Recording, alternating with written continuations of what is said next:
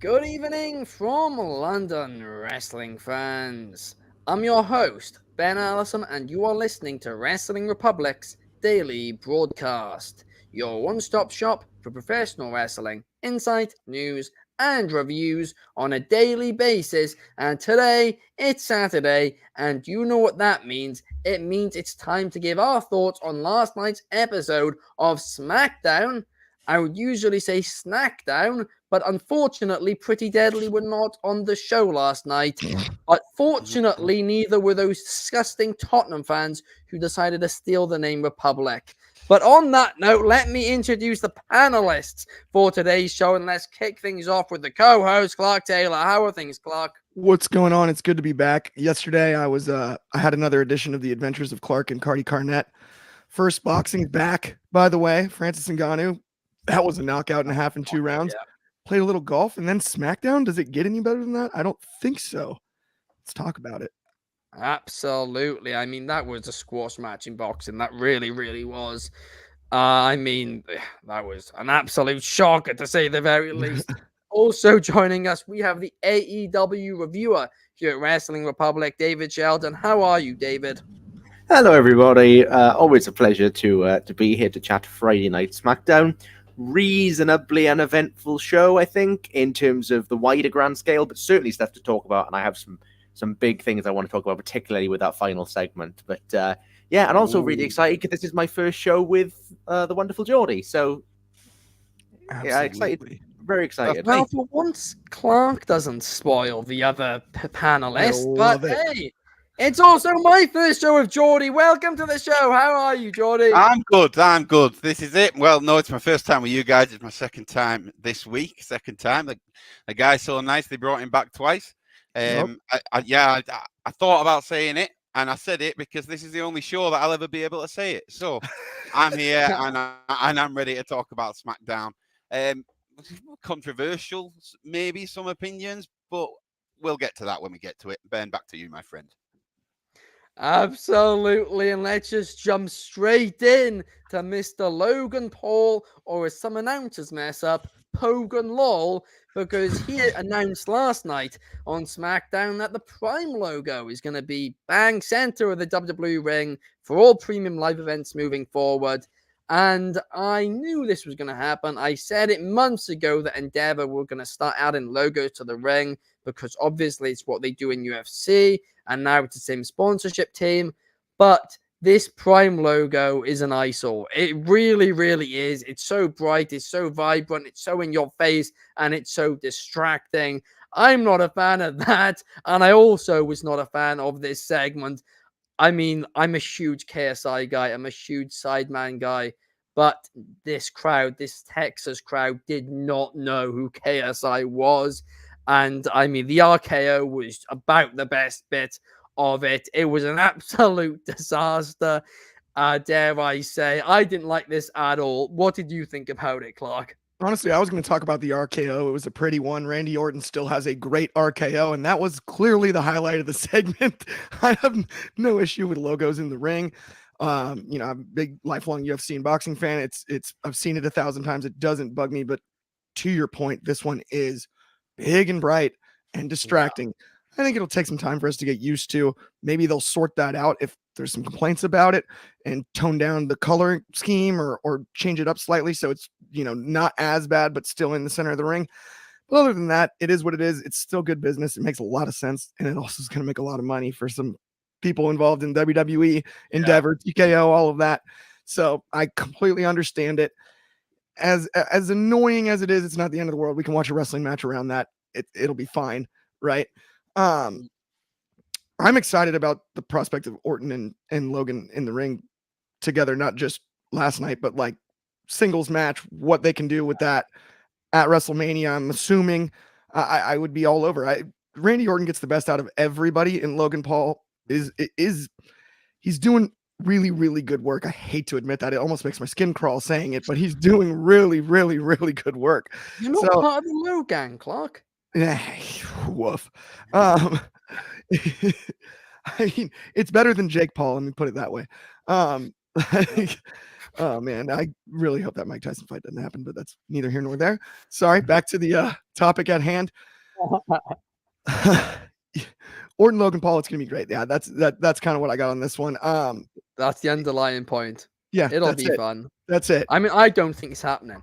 I really don't. I think we're getting triple threat because I mean the teases between Orton and Kevin Owens last night. I'm like, surely that's the direction they're going in. I was hoping for a ladder match. I really, really was. As time goes on, I'm beginning to think we're not even going to get a ladder match for either mid-card title unless they introduce a women's one, which I'd love, but I also don't know if that's the direction they're going in either. It's all just a bit up in the air and a bit confusing, but I want to see some ladders. What about you, David? What did you think about this opening segment? I think that, I mean, you said that it was a train wreck. I don't think that it was that. It wasn't good. But I like you. We talked about KSI. I think KSI is incredibly entertaining presence on TV. Yeah. From the moment he walks over the barricade, he's got charisma, pouring out of him.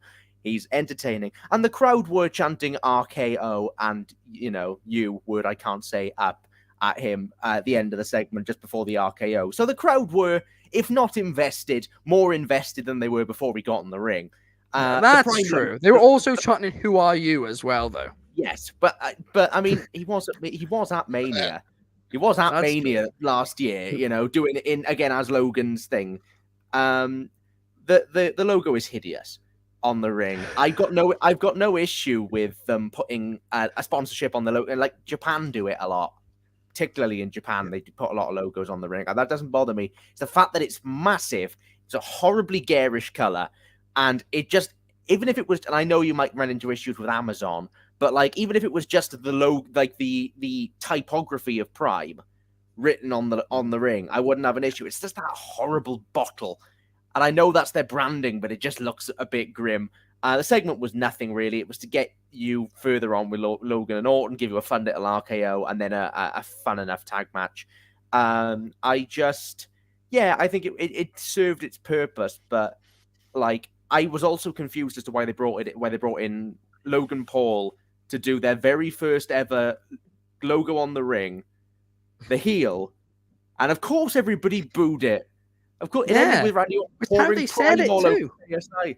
It's like they all booed him, rightfully so, to the point where I wonder if this is all a big rib, and that it's actually not going to be the Prime logo for every match, and there's actually going to be a different logo that they're building to that'll be less of a eyesore than this one. It's confusing segment. Interesting. Somebody reached out to me this morning, actually, right? Shout out to my good friend Yuan, and he used to be a wrestling fan back in the day. He's not anymore, but he's a big fan of KSI. So obviously this popped up on his YouTube this morning. He must have clicked that. And he messaged me this morning, and he was like, is this logo in the ring a real thing, or is this a storyline? And I go, well, I presume it's a real thing because, like, obviously we know Endeavor will more than likely want to do stuff like that. And that's not a bad thing. In fact, stuff like that will be able to cover the cost, probably, of Logan Paul in WWE, similar to the Ric Flair Woo thing in AEW, but probably in a bit of a, higher level money-wise. But I don't know. Maybe it is a storyline. I hope it is. I don't think it is. And not even that, right? It doesn't even just have to be the typography. It could literally be, just a black on white logo where they get rid of all the colors, just the black Prime bottle with the typography. It would still work the same way and have that in the ring. I think that would work just as well. And it wouldn't be an eyesore. And still, it'd be as big as it is. It would still say Prime. So, yeah, I think that's what they should have done about it. We have quite a few comments here quickly I want to get to. We have Josh Markowitz in the chat. Shout out to you, Josh. He's saying it will take a bit of time to get used to, but Eventually, we won't realize that it's there. David Marge is saying it's a great sponsorship. And Bobby Petito is saying Randy Orton will be a great opponent for Logan Paul at WrestleMania. But Jordy, I want to get your thoughts on this opening segment on SmackDown. To be honest, it is kind of it's very much echoing what's been said. The thought of it being a storyline has entered my mind. I did think that, especially with partnerships with Netflix coming up, for example. Surely they want their name in the middle of the ring. So maybe bringing in it, because no one's ever going to be happy. No matter, you could get the biggest face in the company. Cody could come in and say, people see it as like a sacred flaw, don't they? Yeah. You know what I mean? Like Gunther's built a whole gimmick off it, like the ring being sacred. So different show, different champion, but he's not going to be happy about that. But that's something else altogether. So maybe like we say, you give it to one of the biggest heels in the company, let him bring it in. It's obviously going to get booed at that point because it's always going to get booed. So why not lean into it a bit? I'm with you guys. Does it have to be the bottle? Does it have to, or like, if Coca-Cola sponsored something, I don't know if they'd put a bottle in the ring. I think they just put the logo, but maybe it is the kind of people might think it's Amazon Prime that have sponsored it. If kind of put that kind of black block lettering in the sort of, anyone who isn't familiar with the drinks brand would assume probably that it's Prime as in Amazon. So that Netflix would hate it even more. Yeah, well, yeah, absolutely.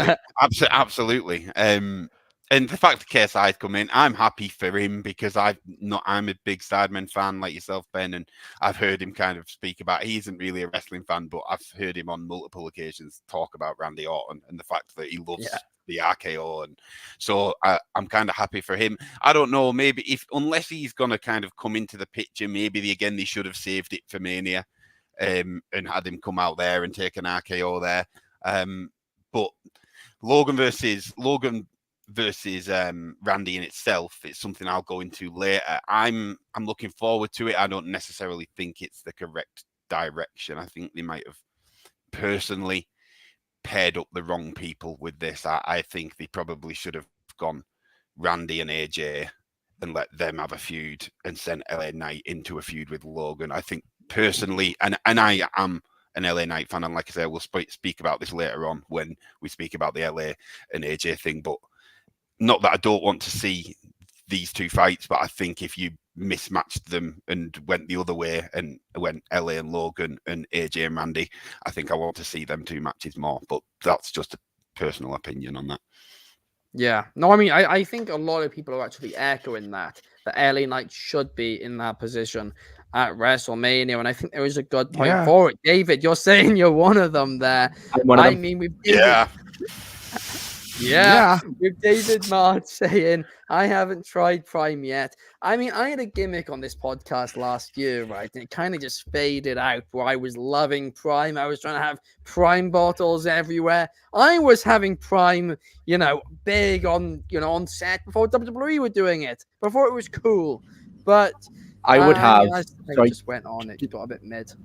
Just to say, I would have KSI as more of a regular feature on TV going into Mania.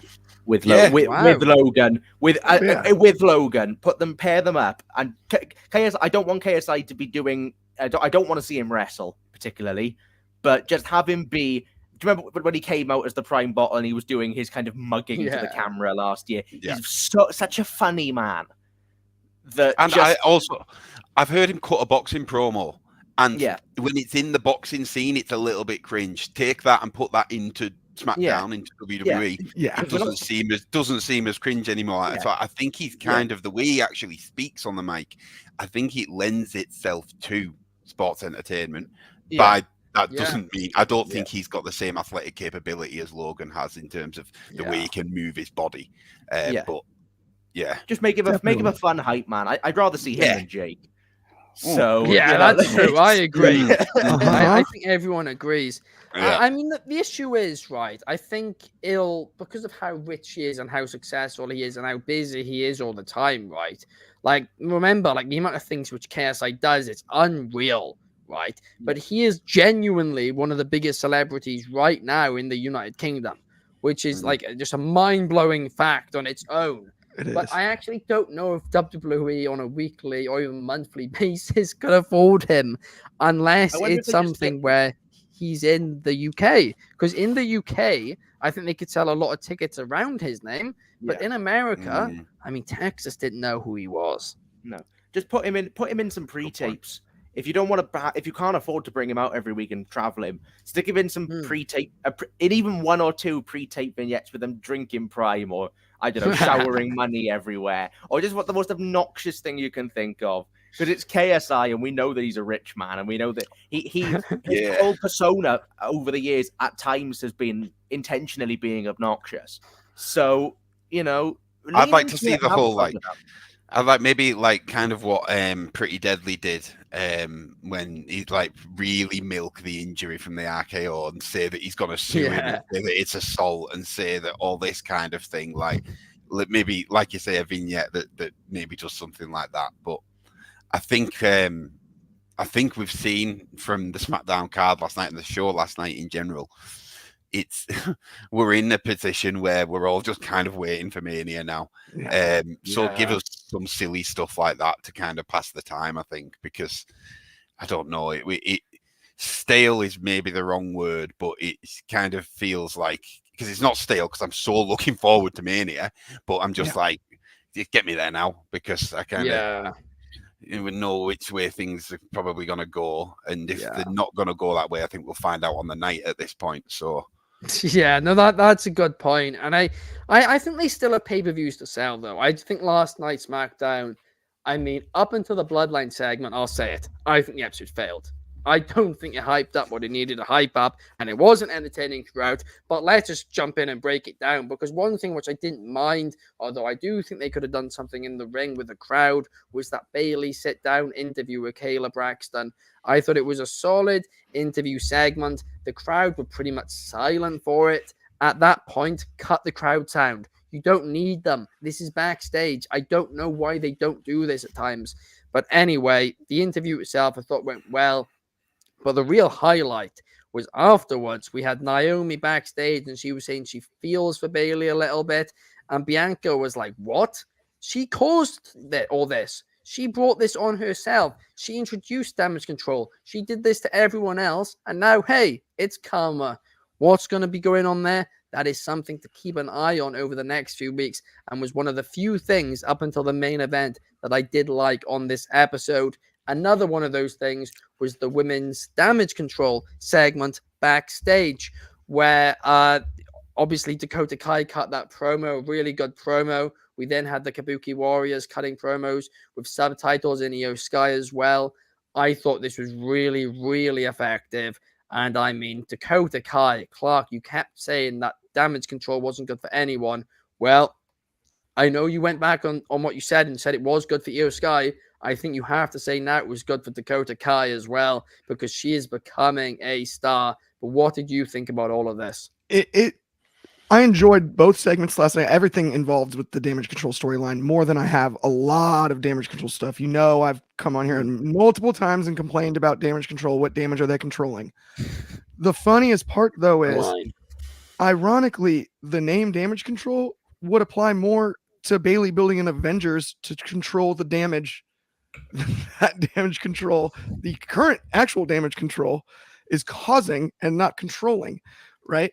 And so it cracks me up. You build an Avengers squad with Naomi, maybe convince Bianca to join. That's a fun story you can tell for a while post Mania, even almost after Bayley has the big Mania match.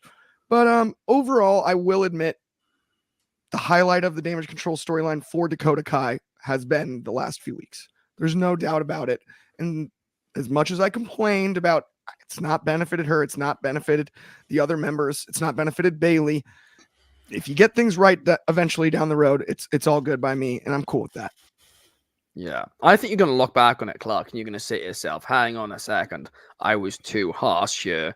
Bayley, maybe it wasn't great for Bayley, but she wanted a put over Io Sky and Dakota Kai. Did it do that? Yes. At this point, yes, it has. Yeah, But there we are. I think it's been a year and a half. But it took a year and a half. Rome wasn't built in a day. Rome was not built in a day, right? Damage was not controlled in a day. It wasn't controlled in a day. It's still not controlled. Nothing was ever controlled about it. I mean, what damage was anyway? Bobby Petito was saying, how about Naomi and Bianca Belair as a tag team? Maybe even facing Kabuki Warriors at WrestleMania. I think that's a possibility.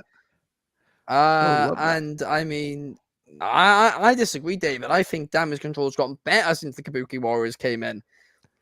I think that, the story stepped up. The tag team comment I love. Naomi never lost the title. She didn't. Never lost the title. She threw. Don't forget about that. Threw it on the ground and walked out. I mean, it's not like she got never lost injured. it. She voluntarily left it, but she's the lineal tag team. She's one half of the lineal tag team champions. She had the belt and she dropped it literally. But guys, I'm sure you're all sick of all these influencers dropping these links everywhere. I mean, listen, there's so many social media platforms out there, right? Well, we wanted to make things easier for you guys, so we teamed up with our good friends over at Next Level to put all our links in one place, and that place is nxconnect.me/Wrestling Republic to see all our content across all platforms linked in one place, plus exclusive content. And just in case that wasn't enough, well, you also have the opportunity on there to win tickets to this year's WrestleMania Night 2 and the Raw after WrestleMania. For more details on that, head to last Monday's episode of Wrestling Republic's daily broadcast, where I detail that in a bit more detail, or just click the link, scroll down to the bottom and do what it says. To be honest, it's not super hard, and there's a post on Instagram too. But once again, nxconnect.me/Wrestling Republic to see all our content across all platforms, all in one place. I mean, life being easier. Who doesn't like it when, your life's a bit easier, eh? But now let's talk about somebody whose life just never seems to get any easier, and that's Karrion Kross. Because, I mean, no matter what he does, he just... Vince McMahon's booking killed this guy. It really, really did. But hey, Bobby Lashley, Karrion Kross last night. I forgot why it was happening. Before the match, they explained why it was happening. It was a little better, but even then, there was... I don't know. It just felt a bit random. It was one episode of SmackDown 2 weeks ago, which barely anybody watched because the Elimination Chamber was that morning. And that's what did all this. And they did the stipulation that everyone was banned from ringside, which was a bit weird too, considering there wasn't previously issues with people being at ringside. But whatever. The match was fine. AOP came in, and it looks like we're going to be getting a bit of faction warfare at WrestleMania, a multi-man at WrestleMania. And hey, I think it could be chaotic, and I think it could be fun. But David, what do you think? I'm so sick of this blinking feud. No, it's okay. Would a multi-man at Mania be fun? Yes, it would. Do I have to wait however many weeks it is, 4 weeks to get us there? It's called a build, story, patience. No, but like we've had like But I mean, Karrion Kross and Bobby Lashley, I thought was really boring. I thought it started all right. I thought the first minute or so when they're just hitting each other really hard, that's fun. That's a nice, strong style. And then it just slowed down. Then they basically did the same thing twice. I know the first where they had a sequence in the ring, moved to the outside, try and do the stuff on the post. Scarlett stopped it the first time. For some reason, Scarlett just didn't the second time. Fine, throw him in. Why not? It was quite long, and I like Karrion Kross, and I've been such a defender of Karrion Kross because I think that I love the presentation, I love all of that. They did the whole rebrand, and then they've still not really done much with him. He's been featured more, which is great news, but I don't feel much more threatened by him than I did before. So it was all fine. Like, I liked the post match enough, and it's all fine. It's just when we talked about it feeling like an autopilot episode, this is one of those examples where it was like, Yeah. we had a match, we had some post-match stuff, we will continue this at another time. My concern for Mania, my only concern for it at Mania is it just one match too many? You know, considering the amount that this, basically, if you're going to build a super card of matches across 2 nights, do enough people care? Or is this a match? It mixes it up though, with a faction warfare type thing. It does mix it up, and it would be a fun match. But like, the Mania crowd won't care about Karrion Kross? Sorry, they won't. They're not going to care about AOP, which is such a shame because AOP are great. I don't think many people care all that deeply about the Wall Street Profits right now either. So, as much as I like everybody involved in this, and I think that a big plunder match at Mania will be good fun. I just, stick it on night 1, I suppose.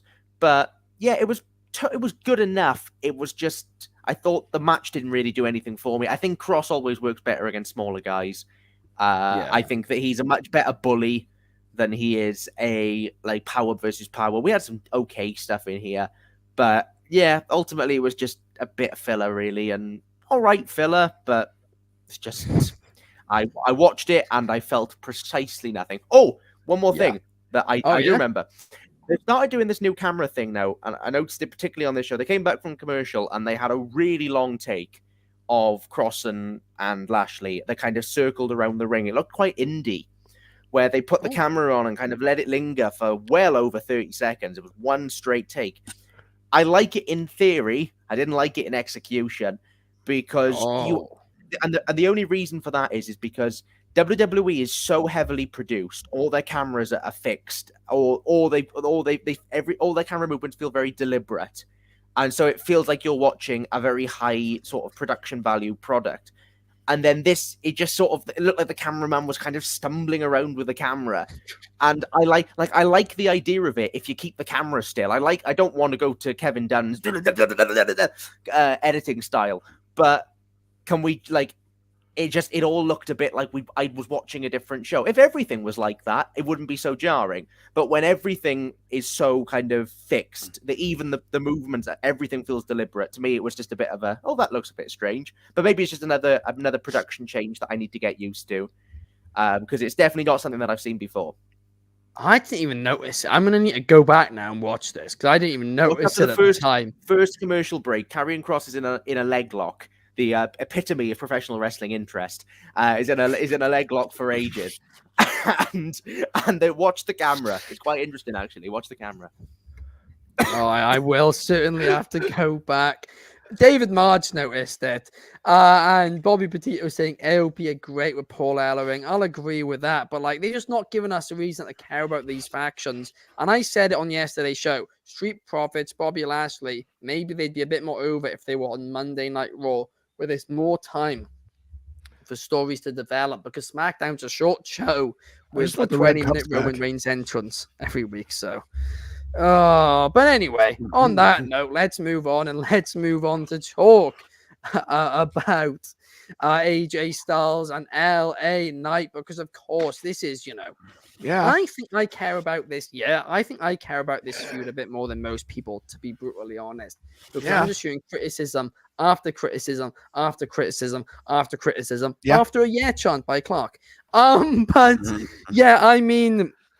I don't know. I like this segment. I did. I thought Styles was good in his promo, and then I thought LA Knight was even better, smashing that TV up with the chair. I thought it was funny, but next week I need to see these two in the ring.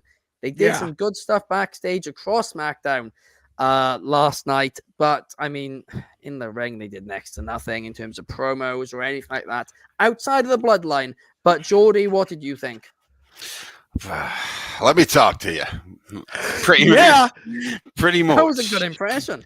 Thanks, mate. Pretty much the same as you guys. Look, it's not, and it's kind of what I mentioned earlier with Randy and Logan. It's not a dislike for AJ. It's not a dislike for LA. I like LA Knight probably more than the next person. Huge LA Knight fan. But and they're doing a good job. They are doing a good job. Where we're seeing sort of the AOP Bobby Lashley thing feels stringed out, and this Logan AJ thing has been going a while, and it doesn't feel as kind of stretched out. But I need them to see each other now. I can't watch LA Knight carry a chair around for much longer, just on a whim that he might bump into Hitting AJ TVs. Styles. Yeah, that was fun.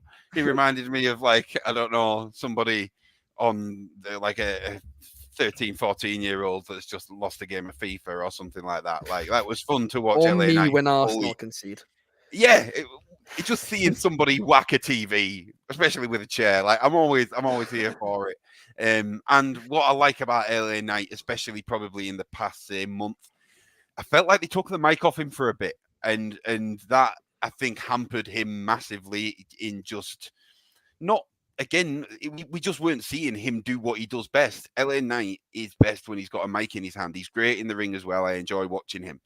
But this is why I said, in terms of a match, if I want to watch a wrestling match, I would rather watch AJ Styles versus Randy Orton, have some kind of unbelievable wrestling match, because the two of probably the best of a generation in ring, and watching them face off at Mania, at WrestleMania XL, put a stipulation on it and just sit me down, and I want to watch that, because it'll be a work of art. And then a build up potentially with LA Knight and Logan going at each other on a microphone would have been incredible. So it's not that I think it's going to be bad. I just think they've fumbled it slightly. I feel like they've paired up the wrong people, but that doesn't mean I'm not looking forward to see what LA and AJ do. I feel like there's going to be a stipulation match on it. I feel like we haven't really got one yet. There's quite heavy bad blood there between them. Obviously, last year we had Edge and Finn with a Hell in a Cell. Right now, we've not really got that stipulation match. I think maybe it's got a Falls Count Anywhere, or so. I don't know, but a chair match. Gonna go, yeah, a chair match. Tables, ladders, and chairs. Who knows? But yeah, like I say, didn't hate it, but it's just I want to see LA Knight win a title. I think so. I want to see. No, I mean that is a good point. It is. I mean, I'm going to be honest. I still don't think they're going to push LA Knight to the title picture, because I do think that he's too old for them to market long term. So by the time they turn him into a main event star, I think, he's going to be nearing the end of his career, and we're going to be in an AJ Styles situation, which I spoke about the other day, where he arrived in the company when he was 38. By the time he was 40, he was like, well, I might retire in a couple of years. And then ever since then, he's not won a single title.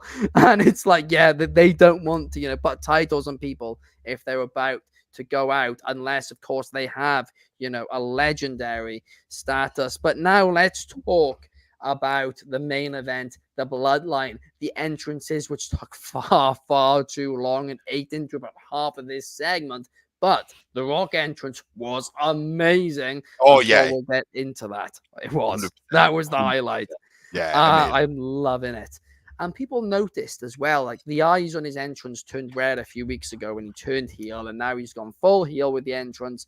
But this segment I thought was great. I think it made me more interested in the match. I mean, The Rock on the mic, he's always going to be great. Cody on the mic, always going to be great, in my opinion. Clark, I know sometimes you feel differently, but Jordy, I want to open things up with your thoughts. What did you think about this main event segment on Friday Night SmackDown?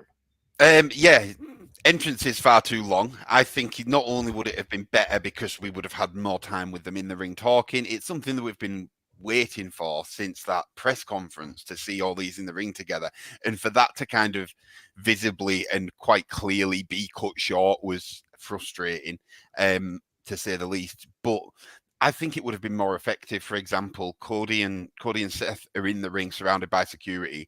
Roman's music hits, and just after he hits that moment when the belt goes up and everyone hits the wands, hit that lightning.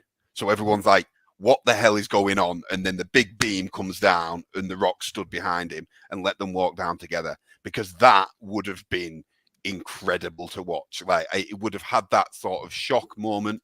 And even if you've got to lose there, if you smell, he said himself, sing along with The Rock's over. Like, so maybe lose that and actually kind of merge the Bloodline and Roman's music into The Rock's. And I don't know.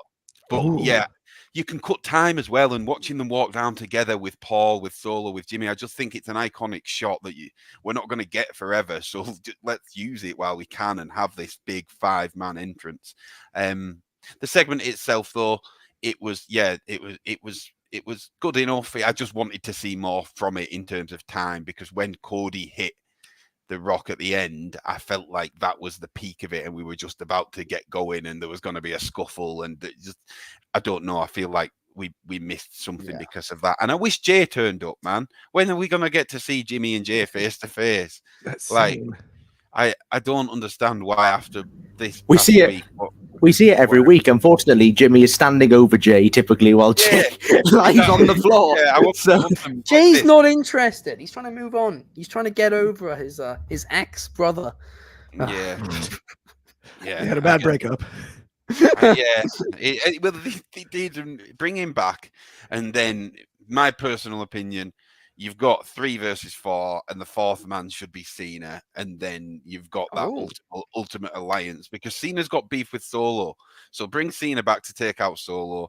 Jay takes out Jimmy, Seth takes out The Rock, Cody takes out Roman, and then that's a 4-on-4, like a perfect. I've seen people want Stone Cold to rock up, and I want it too, but I don't see it happening. No, I want to hear the glass smash as much as the next person. And even people thinking last night The Rock was going to say something about the people of Texas, and obviously Stone Cold wouldn't like that. But I don't know if the picture goes that far, and you need to bring that many people back to make this story iconic. I think just use the people we've got, because we can. And like I say, maybe bring back Cena to take out Solo, because that's actually a storyline that is ongoing and not fully wrapped up. Yeah, I'd like that. I actually think that's a great shout. Cena, Austin. I'm a huge fan of Stone Cold, but I do not want to see him in the ring with The Rock ever again. I really, really don't, because why touch something so perfect when, I mean, let's be real, at their ages, like they're not gonna be able to live up to the same thing again. So I'd leave that. If you're gonna bring Austin in, have him do something else with somebody else. At probably a different time. I think we saw it, didn't we, with The Undertaker of Kane and DX, and we've learned our lesson now. Don't remind me. Exactly. Let's just move on from that. And if we're going to bring them back against somebody very capable to carry them. I have nightmares about that. Every time I see that meme of Triple H and Shawn Michaels just completely gassed in the corner, I'm like, no. Shawn Michaels' retirement was perfect. Might be one of the most damaging matches in the history of wrestling. Yes. No, I would not deny it, but David, what are your thoughts on this entire bloodline situation? Well, I've not really been on to talk a lot about this bloodline situation for the last few weeks, because I've mostly been on AEW shows. So this is going to be quite fun. So you remember my anger when Rock took Cody's spot? They remember that one. That was a fun day.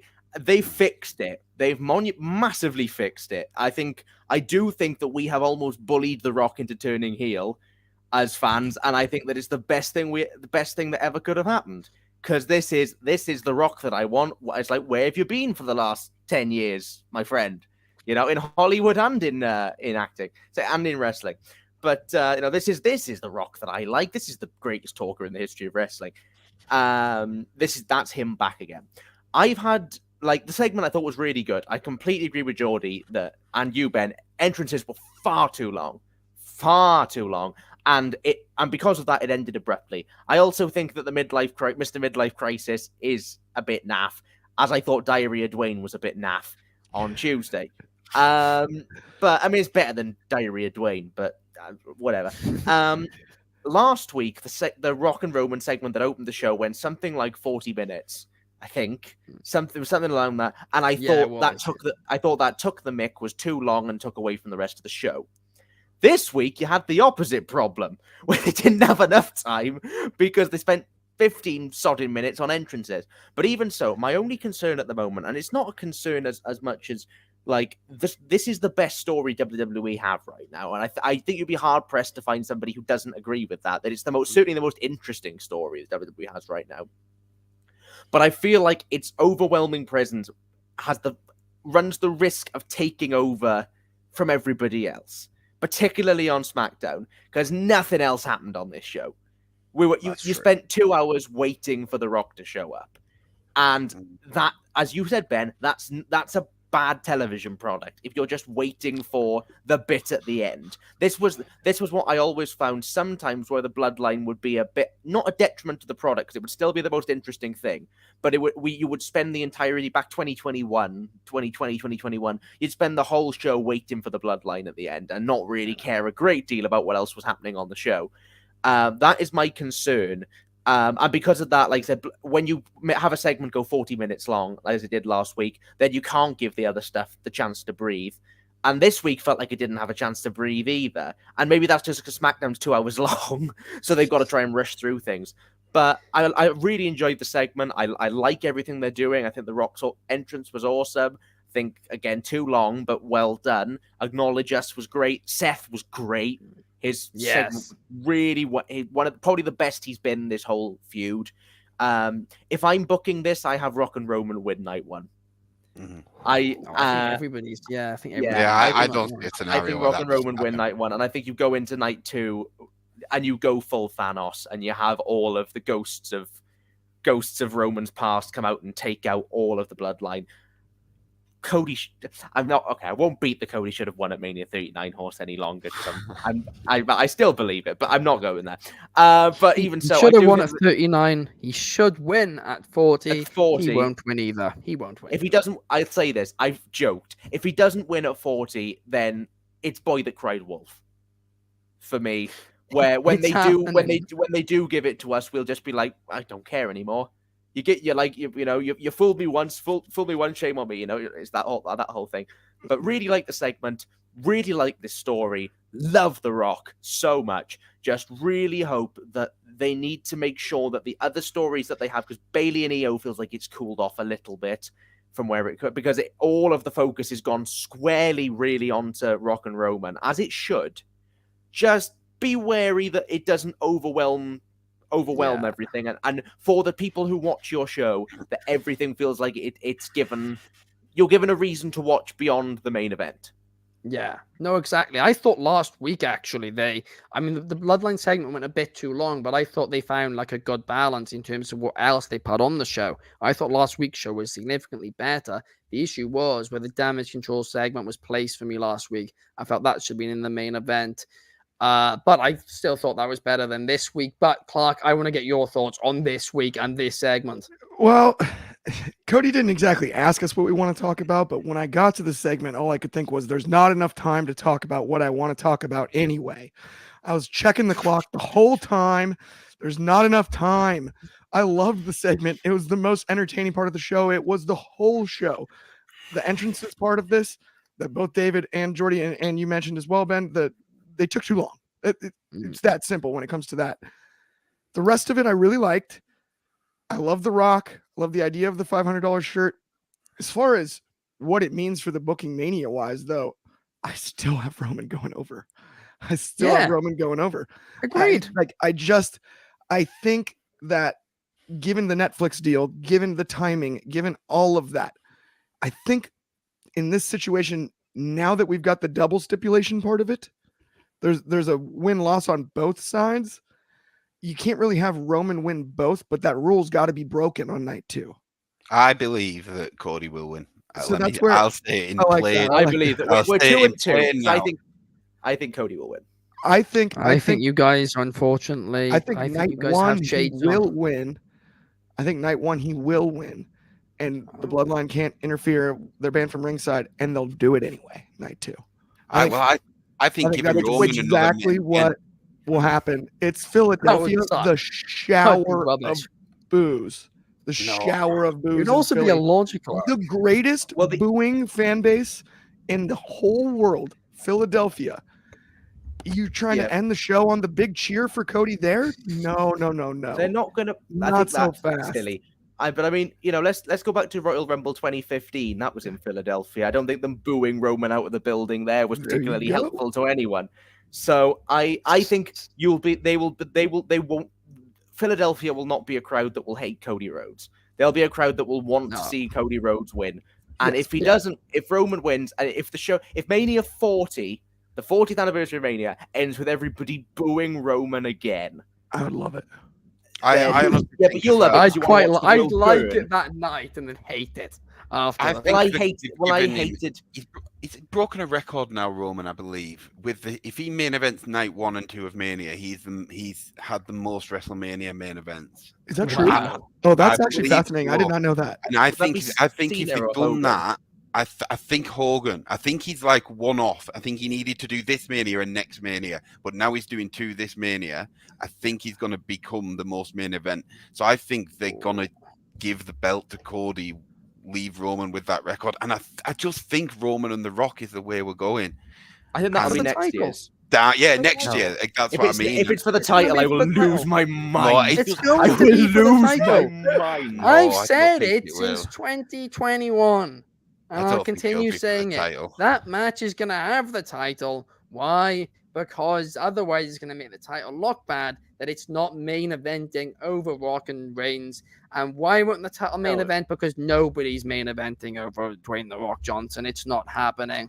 I think, by the way, I want to hammer this home again. I think Cody should win. I don't think he will, but I think he eventually will be the Yeah. one to dethrone When Roman. I'm I don't think he should, and I don't think he will either. When I'm 143 years old. It's too late. It'll be MSG next year. But on that note, guys, let's end the show. It's been a really, really fun one. If you guys did enjoy, please leave a cheeky 5 stars on Spotify. It doesn't just make my day, it makes my week. If you're on YouTube, Instagram, all those platforms, please like, subscribe, follow, all those beautiful things. Thank you to Jordy, thank you to Clark, and thank you to David for joining me here today. And we'll be back tomorrow to talk about a little bit of AEW Collision. See you guys then. Peace.